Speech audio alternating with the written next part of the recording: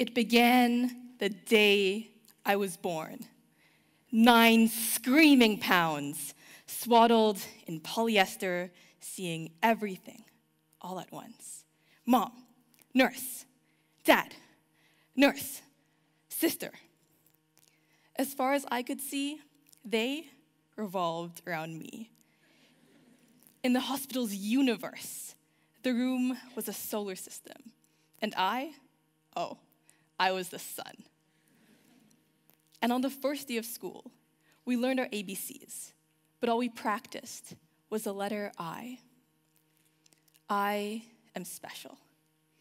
I am the best. I am important. But by the last day of school, the other 25 letters were nowhere to be found. Confidence became competition. Success became selfishness. Independence meant isolation. They told me, it's your life. Do what you want. You live for yourself. And it was a tempting truth, but it wasn't my truth. I was 5. My world was pink and very sparkly. When I grew up, I was going to be a princess. So Mom gave me my first pair of heels and a hammer. Because if I wanted to wear glass slippers, I must first learn to break down a glass ceiling. So I held the hammer in one hand, and she took the stars from the sky and put them in my other hand so I could learn to sparkle like them, see my name among them, soar beyond them. I was 13, an expert at awkward conversations. I tripped over everything, a loud mix of glasses, braces, and a classic pair of orthopedic dress shoes. But when I did trip, and everyone laughed, I didn't hear their laughter. I heard my grandfather saying that a dictionary was better than any pair of shoes, that if I had the chance to attend school, I must learn as if life depended on it, because life could take away your shoes, your clothes, everything you had. But nobody could take away your education. I'm 19, apparently an adult. I can sign forms, I can drive-ish, I can vote. Adult is defined by what you can do.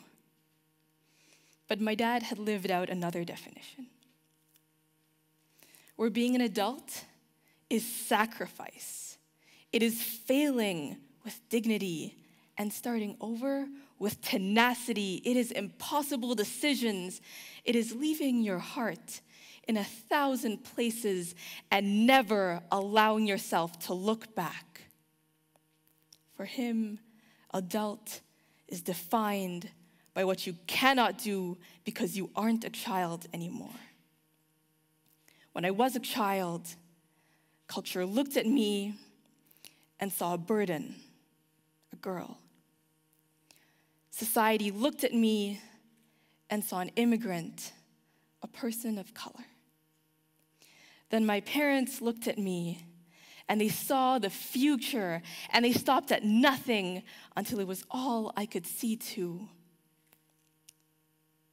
My sister was 3 when Mom came home and found her trying to scrub off her skin.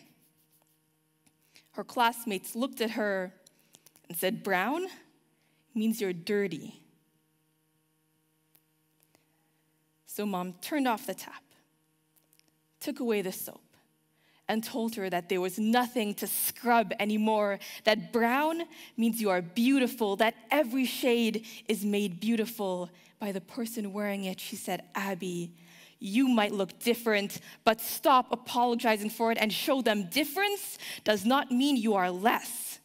You might fail, But pick yourself up because your fight is not yet over. You might stand alone, but stand firm, because even on unfamiliar ground, you can build yourself a home. So when they tell me you live for yourself, I will say no. I live for my parents, so I'm worthy of their sacrifice, for my sister who inspires me, for the next 5 to 13 to 19-year-old, so they can build their life just like I could. This is my truth. To the 5-year-old girl, you are the first in your family to start school. You are going to be prime minister, and they say, university isn't for someone like you. I live to put your education back into your hands, and nobody will take that away from you, because any university would be lucky to have someone like you, someone passionate, someone intelligent, someone resilient. To the 13-year-old boy, when your thoughts become demons and you can't fight them anymore and you tell a friend, they say, it's all in your head.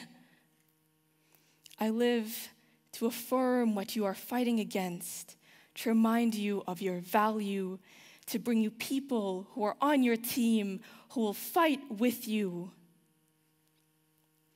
To the 19-year-old, there is so much you want to do. There is so much they tell you you will never do because of how you look or who you love or what you believe.